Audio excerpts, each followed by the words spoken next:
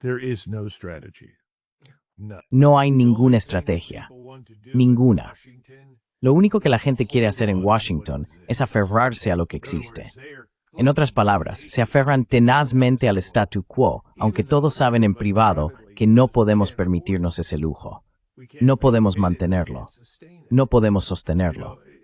Sabes, es un poco curioso. La gente habla de un presupuesto de defensa de $1 billón, pero al mismo tiempo todos ven lo que está ocurriendo en Japón y el colapso del mercado de bonos. Eano Psimboki. That's going to happen here.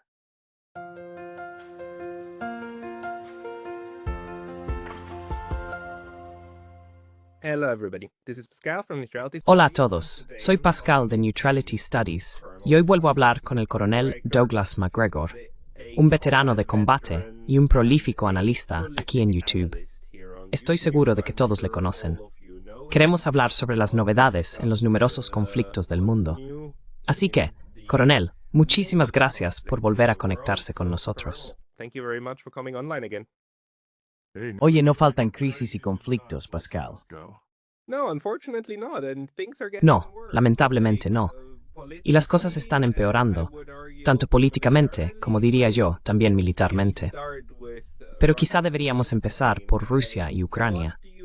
¿Qué opinas de los acontecimientos más recientes, en lo que todavía espero que sea un proceso de paz, pero que en realidad podría estar desmoronándose ante nuestros ojos? Be unraveling in front of our eyes. Yeah, I don't really see much evidence. Sí, la verdad es que no veo muchas pruebas todavía de un proceso de paz que implique a Estados Unidos o a sus llamados aliados de la OTAN. No veo que esté ocurriendo mucho en ese sentido. Creo que lo que debemos tener en cuenta, y esto no lo entendemos en absoluto en Occidente, es que el imperativo estratégico que ha guiado al presidente Putin desde el principio, desde febrero de 2022 hasta ahora, ha sido evitar escrupulosamente una guerra con Estados Unidos y la OTAN. Eso es algo que no quiere y nunca ha querido.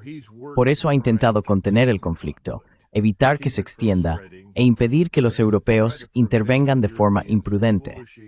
Ahora bien, la diferencia entre la Ucrania de hoy, la guerra de Ucrania con Rusia hoy, y lo que era en febrero de 2022 es muy importante. 2022 is very important. En el momento en que Rusia entró en el este de Ucrania, con el propósito, como sabemos, de poner fin esencialmente a la opresión de los rusos que vivían allí, detener la discriminación, el maltrato y, de hecho, los asesinatos de ciudadanos rusos que ocurrían en Lugansk y Donetsk, Rusia en ese momento en realidad no era muy fuerte. Tenía un establecimiento militar modesto, podía intervenir en el este de Ucrania, pero ciertamente no era capaz de hacer mucho más que, esencialmente, intervenir y enviar, entre comillas, una señal de que Rusia hablaba en serio respecto a sus intenciones. Eso ha cambiado. Ahora, Rusia es posiblemente la principal, sin duda, la fuerza terrestre de ejército del mundo. Que no haya ninguna duda al respecto.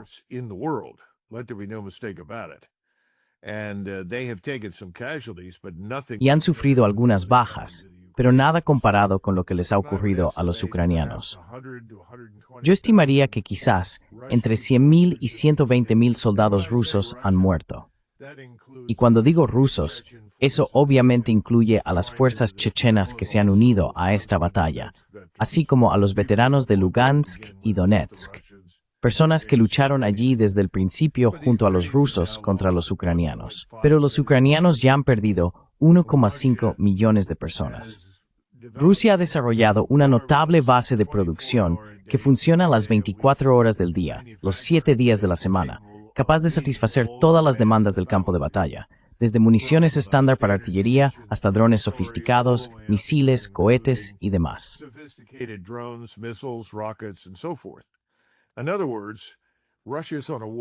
En otras palabras, Rusia está en pie de guerra. Rusia ha ganado efectivamente la lucha en el campo de batalla y ahora está preparada para completar la destrucción de su enemigo. Seamos francos, ahí es donde están. Y los ucranianos están en una situación muy, muy mala. Cada día es peor. Muere más gente. Es muy parecido a lo que fue estar en el ejército alemán en los últimos 6 a 8 meses de la Segunda Guerra Mundial. Por cierto, fue entonces cuando los alemanes sufrieron la mayoría de sus bajas, y la gente no se da cuenta de eso. Pero cuando se observa esa guerra es muy similar al colapso de las Fuerzas Armadas alemanas. Y los alemanes no colapsaron completamente de golpe. Tuvieron que ser expulsados y desde luego lucharon mientras se retiraban y replegaban.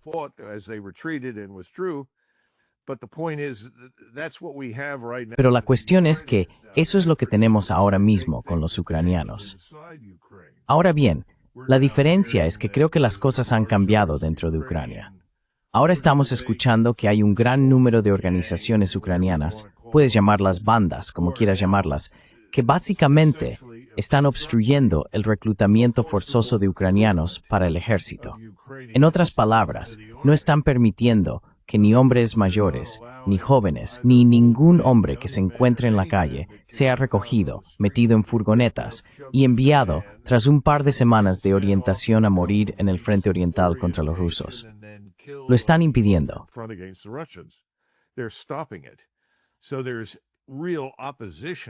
Así que hay una oposición real a la guerra dentro de Ucrania, de formas que no existían, digamos, hace 6 o 12 meses. Dentro de Rusia ocurre lo contrario. No tienen problemas para reclutar, no tienen problemas con los voluntarios, tienen más tropas de las que saben qué hacer en este momento. En otras palabras, tienen casi más de las que pueden entrenar, equipar y preparar adecuadamente para las operaciones que necesitan. Pero aún así las siguen incorporando, las están trayendo, las están equipando y tienen suficientes fuerzas como para poder rotarlas rutinariamente dentro y fuera de la zona de combate e ir introduciendo gradualmente nuevas formaciones en el frente de batalla, de modo que puedan aprender a luchar sin sufrir grandes pérdidas en el proceso.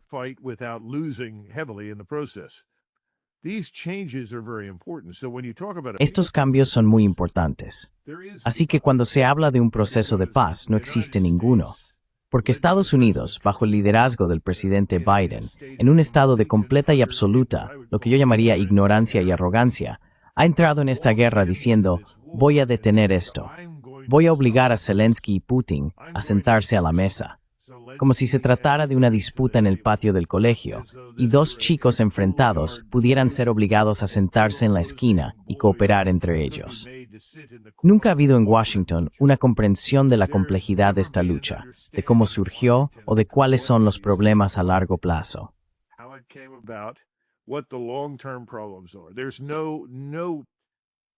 No hay comprensión de lo que los rusos continuamente denominan los problemas de raíz, ni ha habido ninguna disposición a abordarlos. Y los legítimos intereses de seguridad nacional de Rusia han sido tratados con absoluto desprecio. Así que ahora Trump es irrelevante, Estados Unidos es irrelevante, y Biden, esencialmente, se ha rendido, se ha apartado y ha abdicado de la responsabilidad sobre el conflicto. Mientras tanto, las personas que siempre han querido esta guerra con el propósito de perjudicar a Rusia, que están sentadas en el Senado, en la Cámara de Representantes, en la CIA y potencialmente en el Departamento de Defensa o el Departamento de Estado, son quienes mandan, así que siguen proporcionando ayuda y siguen impulsando la guerra. Así es como estamos.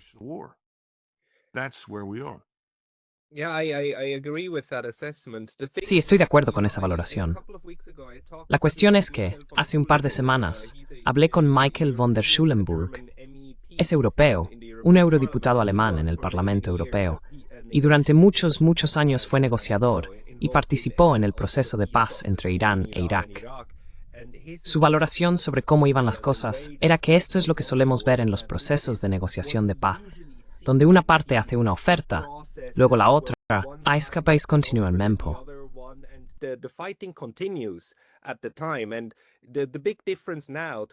La gran diferencia ahora, en comparación con, digamos, hace medio año cuando el señor Biden aún estaba en el cargo, es que realmente sí hay conversaciones en marcha, llamadas telefónicas, delegaciones reuniéndose en Estambul. ¿Tiene alguna esperanza en este proceso político que avanza de la mano con el conflicto? Los rusos han dejado claro que no aceptarán un alto el fuego para luego negociar. Negociarán mientras continúen los combates. Solo cuando hay un acuerdo firme, uno que los rusos consideren que realmente ayudará a resolver el problema en su conjunto, cesarán los disparos. ¿Cómo ve usted la evolución de esta estrategia de doble vía por parte de los rusos? strategy of the Russians evolving. Well, as long as Zelensky is in charge in Kiev, Bueno, mientras Zelensky siga al mando en Kiev junto con su pequeño círculo, no veo ninguna esperanza de encontrar una solución, porque cada vez que se le plantea algo, deja muy claro que no habrá ningún reconocimiento de las ganancias territoriales obtenidas por los rusos. No habrá reconocimiento de Crimea. Nada de eso va a salir de él. Creo que mientras él esté ahí, no habrá paz. Y si escuchas a Lavrov, que habló ayer y leyó un papel intentando explicar cuáles son las posiciones de Rusia, no es que fuera algo nuevo. Quiero decir, hemos escuchado estas posiciones una y otra vez durante meses, salvo que nadie en Washington las ha escuchado. Pero el resto de nosotros sí las hemos oído. Washington has listened, but the rest of us have all listened to it. But he made it very clear. Pero dejó muy claro que esto es un punto muerto. Y mientras este régimen siga en el poder, los rusos no van a abandonar a los hablantes de ruso en el este de Ucrania. En efecto, a los rusos en el este de Ucrania, a la merced de los ucranianos. Porque saben que con este régimen al mando, si hicieran tal cosa, el SBU, es decir, la policía secreta ucraniana, simplemente aparecería y empezaría a pegar tiros en la cabeza a todo el mundo. Y eso es inaceptable. De hecho, mucha gente no entiende esto. Cuando los rusos entraron por primera vez en el este de Ucrania, se les dijo, no disparéis a nadie a menos que os disparen. Evitad cualquier confrontación si es posible.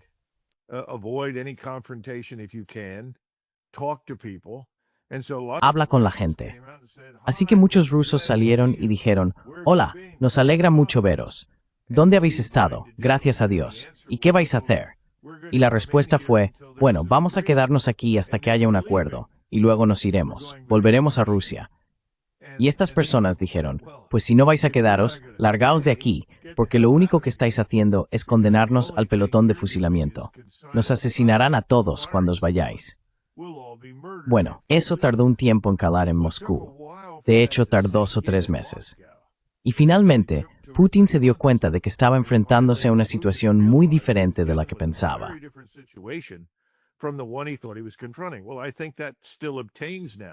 Bueno, creo que eso sigue siendo válido ahora, solo que se ve con mucha más claridad.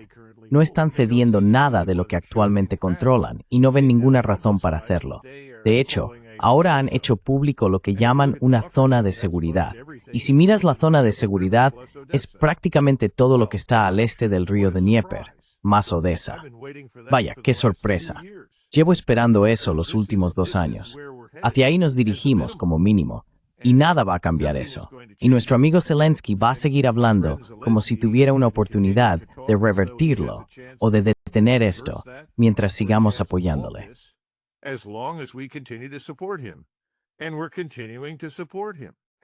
Y seguimos apoyándolo. Entonces, según tu evaluación, la idea de una zona de amortiguamiento, en mi opinión el caso óptimo para Rusia, habría sido que toda Ucrania fuera una zona de amortiguamiento, un estado neutral, ¿verdad? Sí, esa era la idea. Y ahora parece que los rusos están renunciando a eso y diciendo, vale, si no podemos tener una gran zona de amortiguamiento, entonces al menos queremos una zona de amortiguamiento militar de 150 a 200 kilómetros para asegurarnos de que ni siquiera los cohetes pequeños más rápidos puedan alcanzarnos rápidamente, ¿no? ¿Crees que esa es la nueva estrategia ahora? Decir, vale, si no conseguimos un acuerdo, crearemos una solución militar a este problema e incluirá una zona de amortiguamiento que no controlamos, pero que básicamente es un poco como el paralelo 38 en las Coreas, ¿verdad?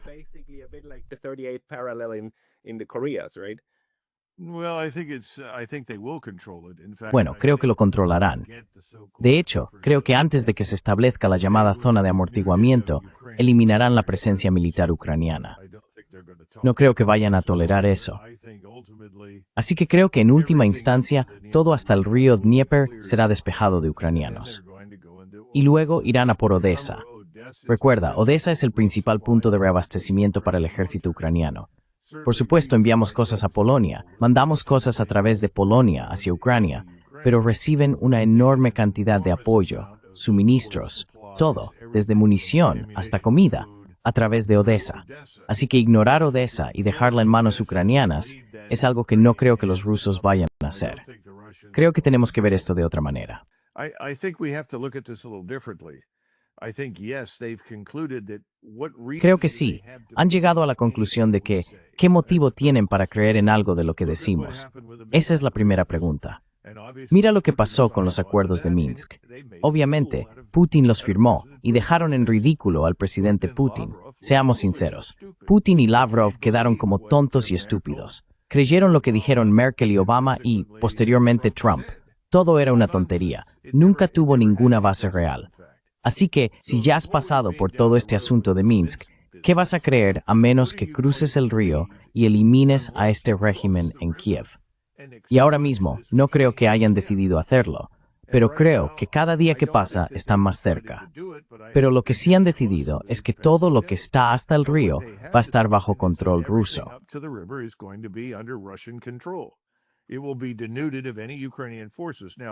Estará desprovisto de cualquier fuerza ucraniana. Ahora bien, decidirán finalmente, en algún momento están preparados para devolver, digamos, Dnipro o algo así a los ucranianos? No lo sé, lo dudo. No es imposible. Ya han analizado Sumy tras la intervención en Kursk y se preguntaron, ¿por qué nos detenemos? ¿Cuál es el incentivo para detenernos en algún punto antes del río Dnieper? No nos estaríamos exponiendo a futuros ataques.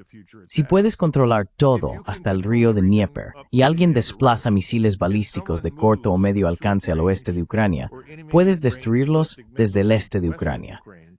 En otras palabras, tienes el alcance y la capacidad. También cuentas con satélites de observación y otras formas de vigilancia.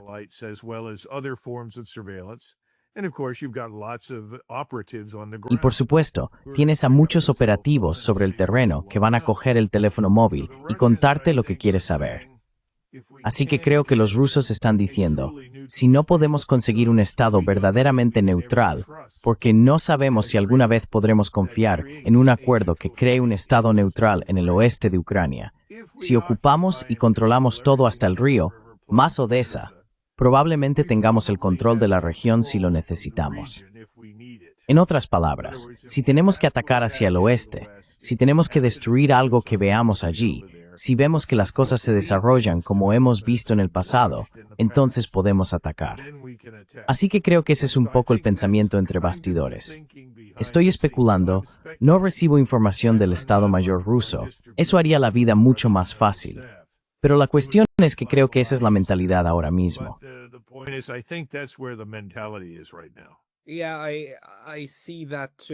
Sí, yo también lo veo así.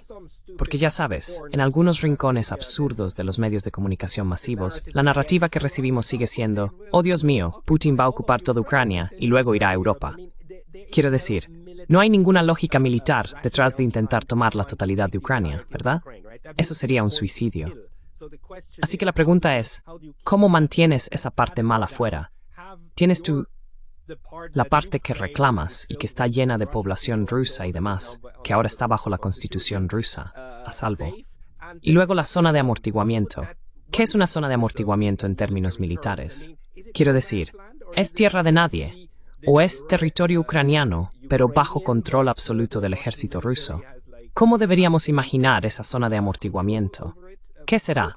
Quiero decir, probablemente Stritsos no expulsen a todos los habitantes civiles de este hijo.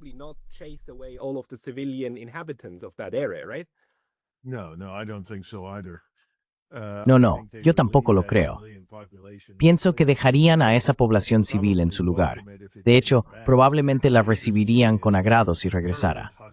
No están interesados en una hostilidad permanente con el pueblo ucraniano como tal. Son muy sensibles a lo que ocurre en Ucrania Occidental. He escuchado a rusos decirme, algunos con uniforme, esto en los últimos años, que pensaban que la mejor solución sería que los polacos entraran en Ucrania Occidental, porque en muy poco tiempo habría una guerra polaco-ucraniana. Y entonces los rusos tendrían menos de qué preocuparse, porque los ucranianos odian a los polacos. Y los ucranianos odian a mucha gente, no solo a los rusos, a todo tipo de personas. Y los polacos han puesto sus ojos en esa zona. La gobernaron durante cientos de años, obviamente, pero también han tenido malas experiencias.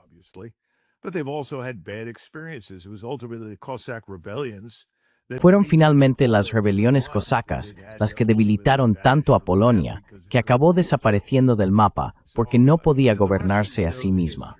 Así que ya sabes, los rusos conocen la historia, y tienes toda la razón. No hay ningún interés en entrar en Ucrania occidental bajo ninguna circunstancia. Así que la idea de que eso haya estado alguna vez en la mente de alguien es simplemente un disparate.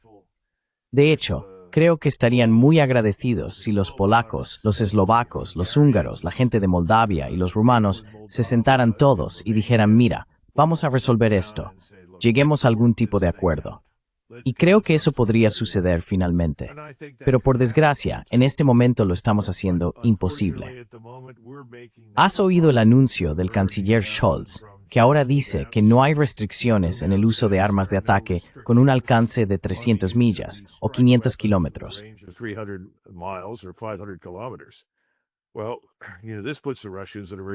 Bueno, ya sabes, esto pone a los rusos en una posición muy difícil. Han dejado claro que esto es inaceptable. Así que la pregunta ahora es, ¿cuánto van a aguantar antes de que el canciller Scholz se despierte en mitad de la noche con un misil en su dormitorio? Y la gente no cree que eso sea posible. Se equivocan. Los rusos están prácticamente hartos de este gobierno alemán. Y los rusos no entienden necesariamente cómo este gobierno puede comportarse como lo hace cuando la inmensa mayoría de los alemanes no quiere tener nada que ver con esta guerra en Ucrania, al igual que la inmensa mayoría de los polacos tampoco quiere saber nada de ella. Han estado esperando a que estas personas cambien sus gobiernos. Lo sé con certeza. Han dicho claramente, dadles tiempo. Pondrán a otra persona en el poder que tenga sentido. Pero aún no ha ocurrido.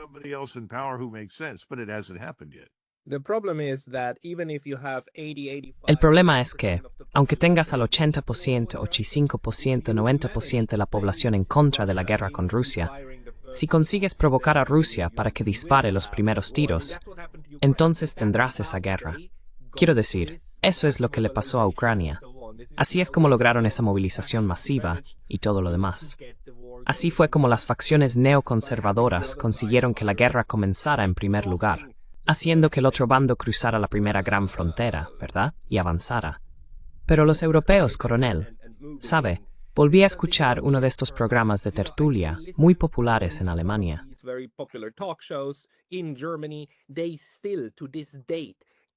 Todavía, a día de hoy, argumentan que no podemos recompensar a Rusia con territorios. Recompensar, usan la palabra recompensar.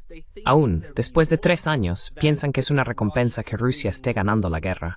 No quiero alterarte, pero ¿puedes hablar un poco sobre eso? ¿Qué haría falta para que los europeos, especialmente los alemanes, comprendieran de verdad que esto no es una recompensa? Esto es el sangriento resultado de una guerra sangrienta y horrible, del mismo modo que Berlín no fue una recompensa en 45.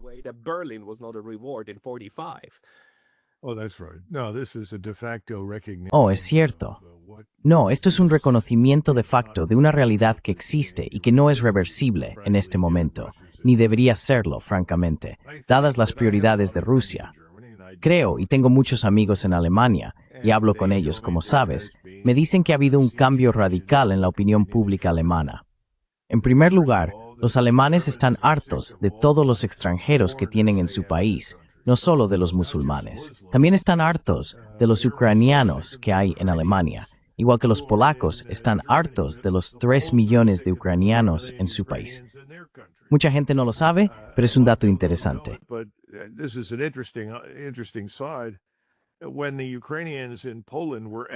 Cuando se les preguntó a los ucranianos en Polonia en qué idioma querían que se instruyera a sus hijos, todos dijeron ruso. Así que ya sabes, los alemanes están viendo esto, y el alemán medio de la calle está bastante harto y disgustado con la situación. Ahora, lo que estás diciendo es que si Merz termina con un misil en su dormitorio, toda la nación alemana de repente se va a movilizar, equipar y marchar hacia el este. No lo veo. En primer lugar, estos establecimientos militares en Europa, especialmente en Europa Occidental, están tan atrasados, son placientes, su disciplina tan pobre, de que con el mismo de cobaser en recuperar su actual de sus fuerzas armadas.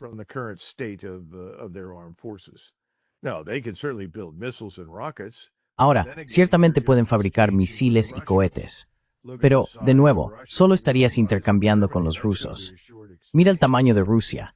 Mira el tamaño de Alemania. Va a ser un intercambio muy breve. No veo a los alemanes haciendo eso. Creo que los alemanes están cada vez más insatisfechos con MERS y con todos los demás. Y lo interesante es que esto ha sido maravilloso para Alternativa para Alemania. La AfD se ha beneficiado enormemente de ello, pero también están continuamente excluidos del proceso político. Los mantienen al margen de todo. Así que si lo miras, es una especie de nacionalsocialismo a la inversa.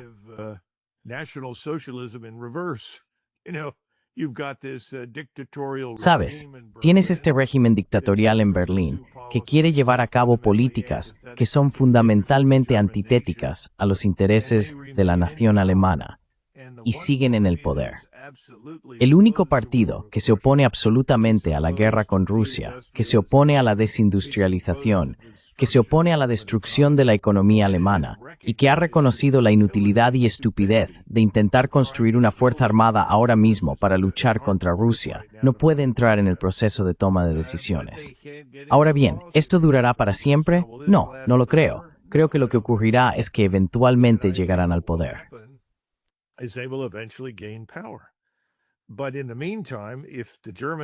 Pero mientras tanto, si el pueblo alemán tiene algo que decir, y creo que lo tendría en el caso de ir a la guerra con Rusia, se opondría, especialmente porque lo hemos dejado claro. Y este es el otro fenómeno extraño. Por un lado, tienes a Trump adoptando un lenguaje belicoso, haciendo declaraciones que no tienen relación con la realidad, cosas que rechazaba hace 120 días, 180 días. No habría dicho ninguna de ellas. Ahora las está diciendo, repitiendo esencialmente esa narrativa neoconservadora y globalista sobre Rusia. También dice que quiere salir de Alemania, que quiere retirar las fuerzas de Alemania. Bueno, si eres alemán y ves que los estadounidenses quieren irse, ¿crees que lo dice en serio? Simplemente no puedo. ¿Crees que habla en serio? Mira, una de las cosas, en una conversación privada con él en noviembre de 2020, me dejó muy claro que hablaba completamente en serio, y no era la primera vez. Desde hace mucho tiempo, él considera que los europeos deben ser sus propios primeros respondedores. El presidente Trump no es ningún tonto. Entiende, igual que lo entendía Eisenhower en los años 50, que no habrá una nueva invasión de Normandía. Eso no va a ocurrir. No vamos a volver con millones de soldados. No podemos hacerlo. La tecnología de la guerra ha cambiado. Y si vamos a enviar algo a alguien que realmente tenga importancia, tiene que ir por mar. Y hoy en día, cualquier convoy que cruce el Atlántico o el Pacífico, con grandes cantidades de tropas y material, será identificado y en última instancia destruido, ya sea por ataques de misiles de precisión lanzados desde tierra o aire, o por submarinos. Así que se acabó. Y él sabe que se acabó. Los europeos están en negación, no quieren aceptarlo, pero tienen que afrontarlo.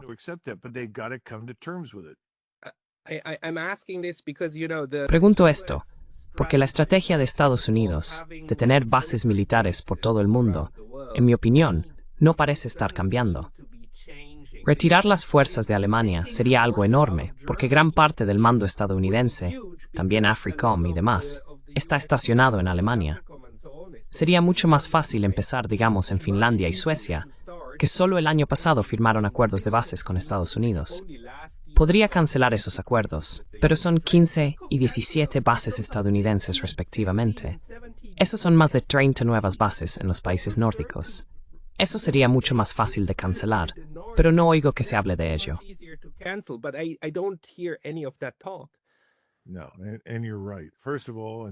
No, y tienes razón. Ante todo, y esto es muy importante de entender, la mayoría de los europeos no puede comprenderlo y necesitan hacerlo, no hay ninguna estrategia. Ninguna. Lo único que la gente quiere hacer en Washington es aferrarse a lo que existe. En otras palabras, se aferran tenazmente al statu quo, aunque todos en privado saben que no podemos permitírnoslo. No podemos mantenerlo. No podemos sostenerlo. Sabes, es un poco curioso. La gente habla de un presupuesto de defensa de $1 billón, pero al mismo tiempo, todos ven lo que está ocurriendo en Japón y el colapso del mercado de bonos. Eso va a pasar aquí. Estamos aproximadamente al 4,5% en los bonos del Tesoro a 10 años.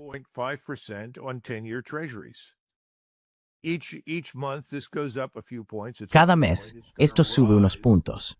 En algún momento va a aumentar rápidamente de una manera que hoy no podemos ni imaginar, pero ocurrirá porque ya no tenemos el control. Puedes bajar los tipos de interés y el rendimiento de los bonos del Tesoro sube igualmente porque la gente no quiere invertir en nosotros. Hemos estado vendiendo bonos del Tesoro a 2 años y hasta eso ahora va a convertirse en un problema. Ya nadie quiere comprar los de 30 años. Y ahora tenemos a los japoneses que nos han dicho, mirad, estamos en muchos problemas, sin resentimientos, pero vamos a deshacernos de vuestros bonos del Tesoro. Vamos a quitárnoslos de encima. No valen nada. Los chinos también lo van a hacer.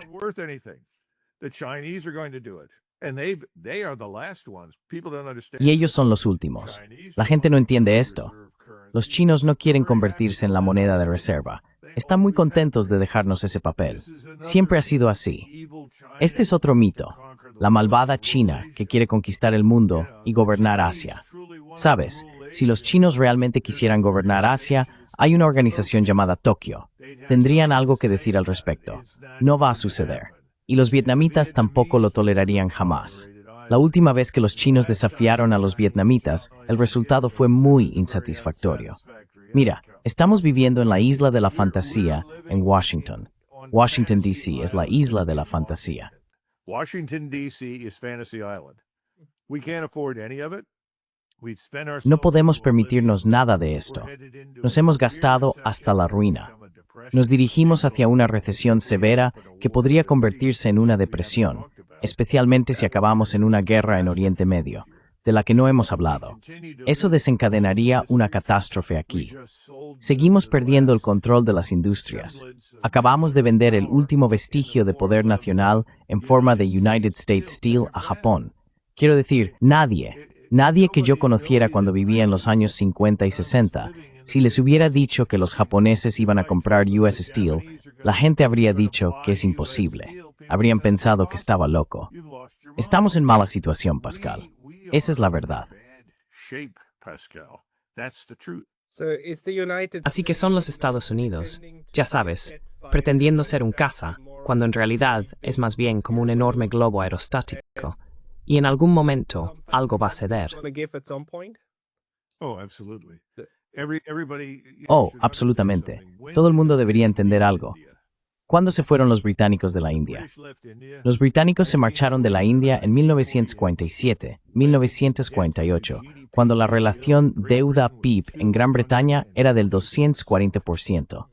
Ahora recuerden, si retroceden a los años 30 y miran el British General Staff Journal y las discusiones que se mantenían con los políticos, ¿cuál era la prioridad número 1 para los británicos?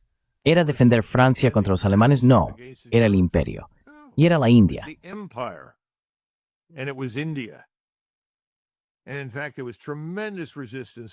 De hecho, hubo una resistencia tremenda a lo que Churchill quería hacer, porque seguían señalando a Stalin y a los soviéticos diciendo, ese es el verdadero enemigo. ¿Qué estáis haciendo? No vamos a beneficiarnos de destruir el régimen nazi si es reemplazado por los soviéticos. Bueno, todos conocemos el resto de la historia. Mientras tanto, todo aquello por lo que insistían que luchaban, ¿qué pasó con ello? Desapareció. Cuando las cosas se pongan mal aquí, lo primero que haremos será recortar las fuerzas en el extranjero y traerlas de vuelta. Es mucho más barato mantener las fuerzas aquí que mantenerlas en el extranjero.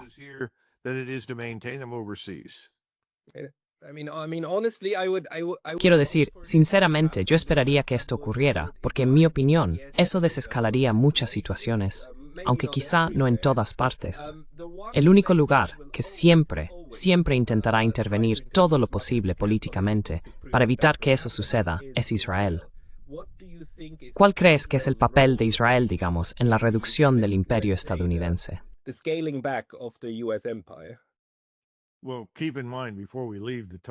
Bueno, ten en cuenta, antes de dejar el tema de la retirada de tropas, que Washington acaba de anunciar, la administración Trump, su intención de retirar 5,000 soldados de la península de Corea. Bien.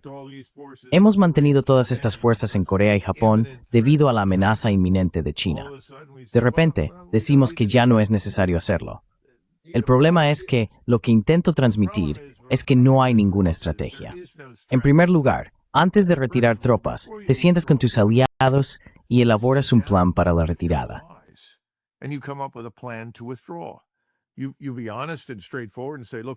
Sé honesto y directo y di, mira, no podemos quedarnos aquí con el número de efectivos que tenemos. Tenemos que recortar gastos. Vamos a tener que hacer retiradas. Y lo solucionas. Deberías solucionarlo con los alemanes, con los italianos. Has mencionado a los suecos y a los finlandeses, que aparentemente han apostado todo a la llegada de fuerzas estadounidenses, lo cual es una auténtica locura. Pero la cuestión es que no veo ninguna estrategia. Nadie está en Tokio o Seúl diciendo, queremos coordinar estas retiradas. Simplemente a empezar a irnos, e intentaremos hacerlo en plena noche.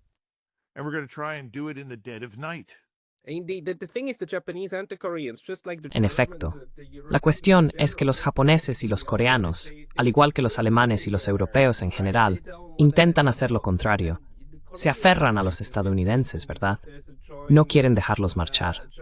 Y la situación de Corea es interesante porque existe un acuerdo de Estado Mayor conjunto.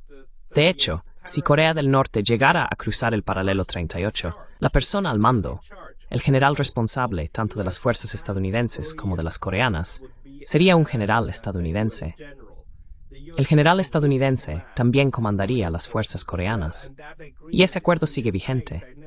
Sé que Estados Unidos y Corea estaban hablando de cambiarlo, pero por el momento sigue en vigor. Están tan estrechamente entrelazados, especialmente aquí en Asia.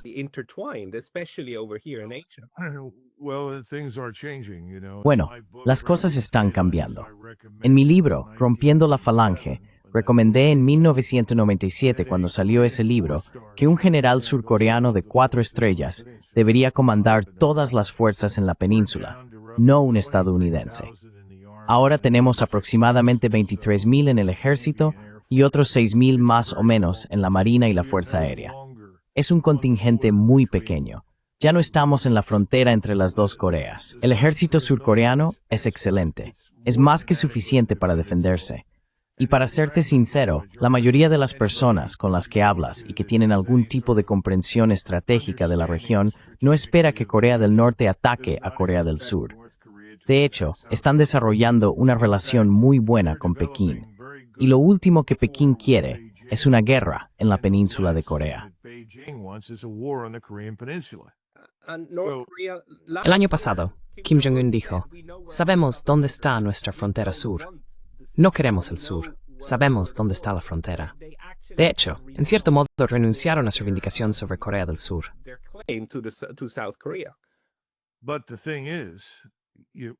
Pero la cuestión es que necesitamos hablar con ellos. Porque puedo decirte que en Corea del Norte, si ven una evacuación repentina de las fuerzas estadounidenses de Corea del Sur, creerán que un ataque nuclear de Estados Unidos contra ellos es inminente.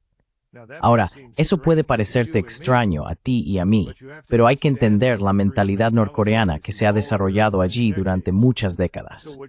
Así que lo que se necesita es algún tipo de acuerdo que nos desvincule gradualmente de una manera muy comprensible, muy evidente y ampliamente supervisada, tanto por el norte como por el sur. Hay que hablar con el presidente de China. Él tiene intereses en todo esto. Hay que hablar con Tokio. Permíteme detenerme un momento y darte un ejemplo de a qué me refiero.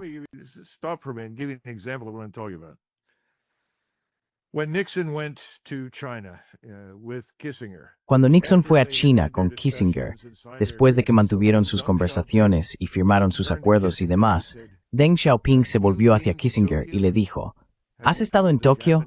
¿Les has contado a los japoneses lo que estáis haciendo? Créelo o no, la respuesta fue no. Deng Xiaoping dijo, deberíais hablar con los japoneses. Sabes, nosotros los conocemos muy bien. Tienen interés en lo que está ocurriendo y deberíais hablar con ellos. Mantenedles informados. Mantenedles implicados. Nosotros, China, queremos buenas relaciones con los japoneses. Así que mi punto es, esto es pura estupidez estadounidense, ¿de acuerdo? Estamos gobernados por la arrogancia y la ignorancia. Somos efusivos en el autoelogio. Nos vemos a nosotros mismos de formas poco realistas. We see ourselves in unrealistic ways. All you have to do is listen to President Trump. You know, if they're not Todo lo que tienes que hacer es escuchar al presidente Trump. Si no van a hacer lo que digo, si no van a unirse, bueno, entonces no voy a tener nada que ver con esto. Nos iremos. ¿Quién demonios se cree que es? ¿Con quién cree que está tratando? No tenemos un verdadero sentido de equilibrio respecto a quiénes somos y quiénes son los demás. Y esto es peligroso. Y es muy peligroso para los europeos. La mala noticia es que parece que Macron y Starmer han contraído una enfermedad similar. No se dan cuenta de con qué están tratando. No puedo imaginar a Palmerston en Inglaterra, o a Disraeli, o a Gladstone, o a cualquier otro tratando a los rusos con el mismo tipo de desprecio y desdén.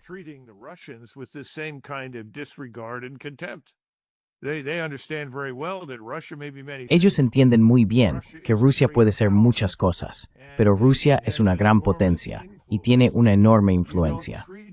No se le trata mal, pero nosotros sí. Tratamos mal a otros países y pensamos que todos deberían inclinarse ante nosotros. Así que solo quiero dejar esto claro antes de entrar en el tema de Oriente Medio, porque son cosas que los europeos deben entender sobre nosotros. Tened en cuenta que amo a mi país y creo que los estadounidenses tienen muchas cualidades admirables, pero estamos hablando de un gobierno, no del pueblo estadounidense. Hablamos de un gobierno con una visión poco realista de sí mismo y del resto del mundo. Recordad, es la isla de la fantasía. Mencioné la rebelión cosaca.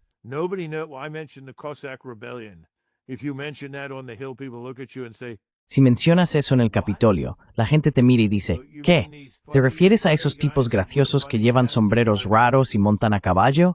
Quiero decir, ese es el nivel de ignorancia. Este país es literalmente un planeta aparte. Los europeos tienen que entender eso. Y tienen que acercarse a personas como Rubio, al Departamento de Estado y a otros y decir, mirad, hablad con nosotros. ¿Qué estáis haciendo realmente? Nadie lo sabe de verdad. Sabes, Trump acaba de hacer una serie de declaraciones contradictorias. Se ha dado la vuelta por completo, giros de 180 grados respecto a donde estaba hace un par de meses. Y todo el mundo actúa como si no fuera gran cosa. Es algo muy serio. Tenemos que alinearnos con el resto del mundo.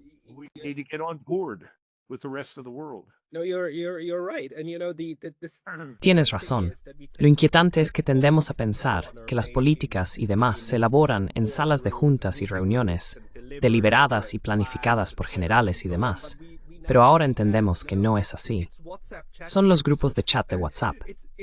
Es algo improvisado y se maneja como lo hace el navegador Bay, especialmente en el caso de Trump. Se hacen al capricho de sus dedos, ¿verdad? Pero tienen impacto en los mercados, tienen impacto geopolítico, y eso es algo con lo que el resto del mundo simplemente tiene que lidiar. Pero hablemos solo unos minutos sobre Oriente Medio, porque las negociaciones más grandes y más importantes allí son, por supuesto, con Irán, para evitar una guerra allí. Y yo diría evitar una guerra que ni siquiera, quiero decir, ni siquiera habría sido necesario amenazar con eso. Pero ahora está sobre la mesa, ¿verdad? Los 60 días. Y creo que ya han pasado. Seguramente han pasado. Pero, ¿qué ves que está ocurriendo en estas negociaciones con Irán y el problema con Israel?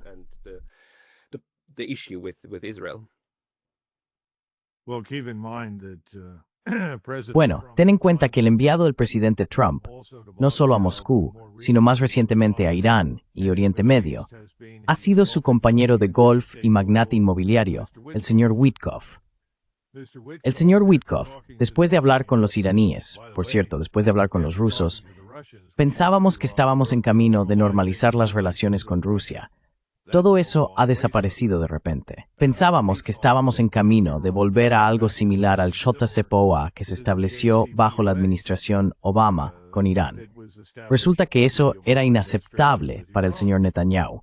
Y de repente cambiamos nuestra posición y dijimos que no puede haber ningún tipo de enriquecimiento de uranio bajo ninguna circunstancia. Bueno, eso es un factor que imposibilita cualquier acuerdo. No se puede llegar a ningún arreglo con los iraníes. Recientemente, el ministro de Asuntos Exteriores de Pakistán dijo que Irán tiene derecho a enriquecer uranio.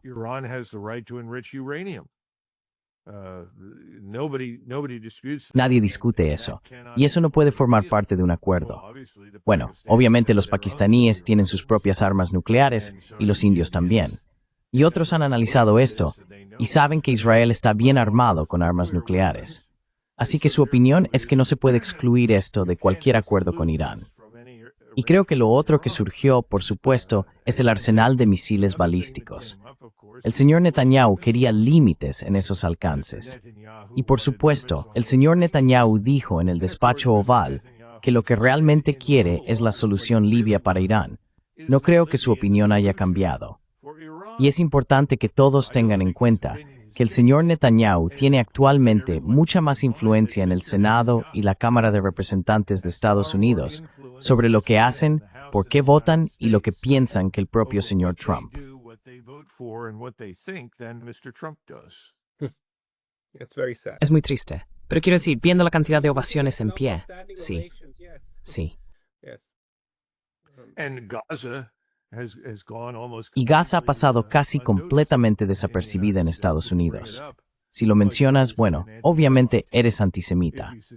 Si sugieres que Estados Unidos no debería apoyar un programa de asesinato en masa y expulsión de personas de Gaza, o en ese caso de Cisjordania, que también está en la agenda, no sabes de lo que hablas y debes de ser antisemita.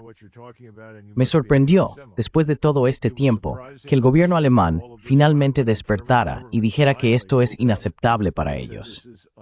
Han estado en una gira de disculpas durante 80 años y les ha resultado muy difícil adoptar cualquier posición crítica con Israel.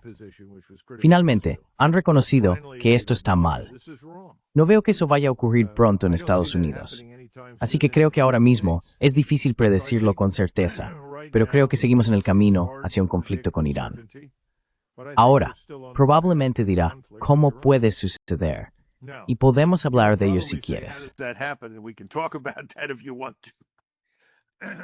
I mean, let's take Quiero decir, tomemos 4 o 5 minutos más, porque no quiero retenerte demasiado. Pero desde una perspectiva militar, yo diría que un escenario de guerra con Irán es el peor de los casos, también para Estados Unidos. Es decir, sería una pesadilla, ¿no? Una pesadilla logística y militar.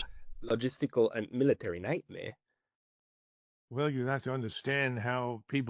Bueno, tienes que entender cómo ven las personas el conflicto con Irán en Washington. Lo primero que te dirán es que no habrá fuerzas terrestres involucradas. Bueno, eso es cierto. No tenemos ninguna para enviar.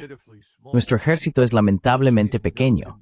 No está en condiciones de lanzar una ofensiva importante en tierra en ninguna parte del mundo en este momento. El cuerpo de Marines, que normalmente se utiliza para reforzar o ampliar el ejército, no está en condiciones de apoyarlo. Ha pasado por cambios profundos.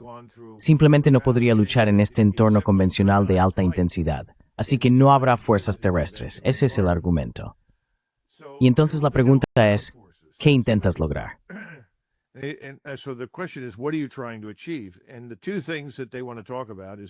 Las dos cosas de las que quieren hablar son, en primer lugar, destruir la capacidad de Irán para enriquecer uranio, es decir, sus instalaciones subterráneas de desarrollo nuclear.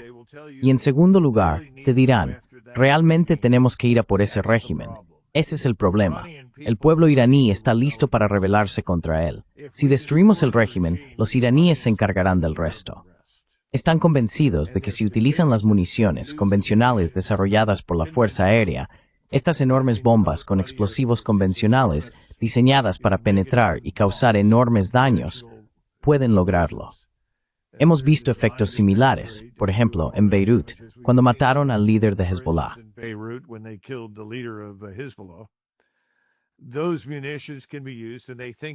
Esas municiones pueden ser utilizadas y creen que tendrán éxito. Así es como lo ven. Y luego dicen que obviamente hay que sumar a todo esto la flota y el resto de la Fuerza Aérea para poder destruir sus defensas aéreas integradas. Y cuando les preguntas, bueno, ¿están seguros de eso? ¿Creen que realmente pueden penetrar profundamente en su espacio aéreo y lanzar esas municiones? Oh, por supuesto, absolutamente.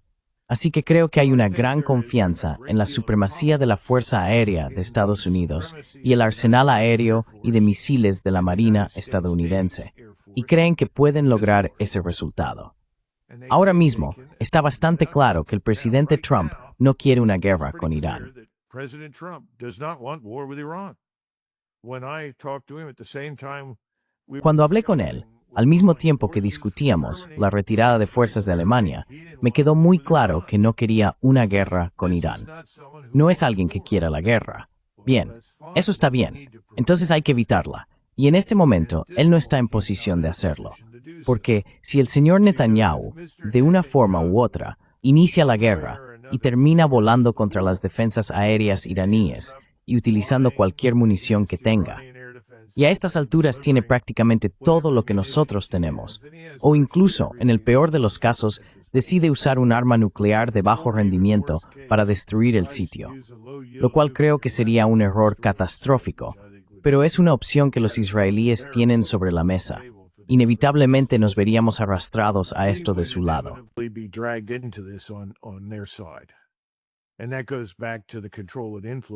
Y eso nos remite al control y la influencia que él tiene en el Capitolio. Y todo lo que tienes que hacer es escuchar a la gente en el Capitolio, escuchar a estos senadores hablar. ¿Has oído a este hombre Kennedy, el senador Kennedy de Luisiana, que dijo: creo que el señor Trump ha sido deshonrado e insultado por el señor Putin. Creo que deberíamos convertir a Rusia en comida para peces. Por favor, detente y piensa en eso. Es una afirmación de una estupidez e ignorancia incalculables. Pero eso pasa por pensamiento serio en el Capitolio. Mira a Lindsey Graham, revisa toda la lista de senadores. Y no son solo los republicanos. Hay muchos demócratas que están de acuerdo. Este es el partido único. El partido único apoya la guerra, así que no creo que él pueda evitarlo si esto empieza. Tendrá que involucrarse.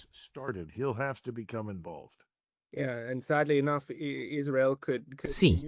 Y tristemente, Israel podría lanzar un ataque nuclear contra Irán mañana, alegar defensa propia, y si Irán responde, Estados Unidos diría que esto es inaceptable. Quiero decir, ese es el nivel al que hemos llegado ahora mismo con la impunidad de Israel. Y esto está causando estragos. Coronel, si la gente quiere seguir sus escritos, ¿dónde deberían ir?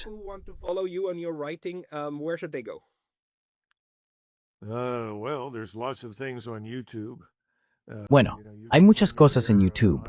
Puedes encontrarme allí. Participo en muchos podcasts de diferentes personas. Ya no formo parte de Our Country, Our Choice, pero sigo en el consejo asesor. Sin embargo, no vas a encontrar mucho de mi trabajo allí.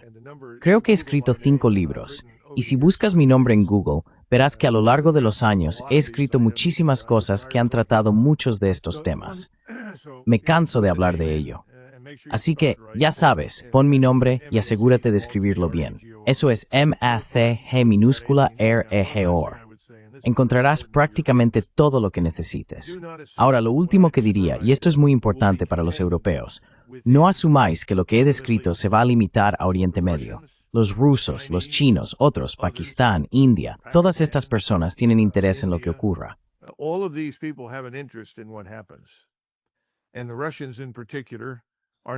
Y los rusos, en particular, no van a permitir que polaricemos a Irán hasta someterlo.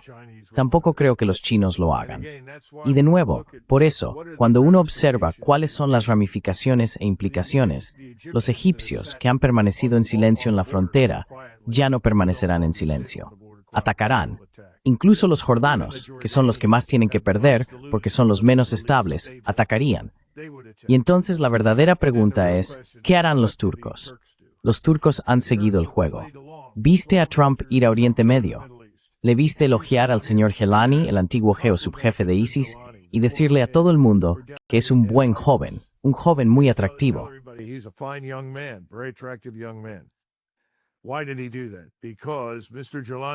¿Por qué hizo eso? Porque el señor Helani responde ante el señor Erdogan en Turquía. Sin la implicación turca en la destrucción del régimen de Assad, nada habría cambiado allí. Ahora mismo, lo que intenta es mantener unida esta alianza cooperativa turco-israelí, porque quiere asegurarse de que logren la hegemonía sobre la región. Bueno, eso puede que no funcione, porque los turcos tienen ahora una visión diferente de su relación con Israel. Así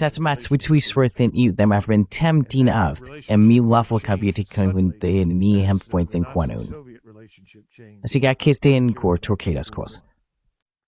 So all of these things need to be kept in mind, and we haven't even talked about Y ni siquiera hemos hablado de la situación aquí en casa. Todavía tenemos problemas enormes. Hay más de 50 millones de inmigrantes ilegales. La criminalidad sigue fuera de control. Nuestras fronteras no están completamente seguras.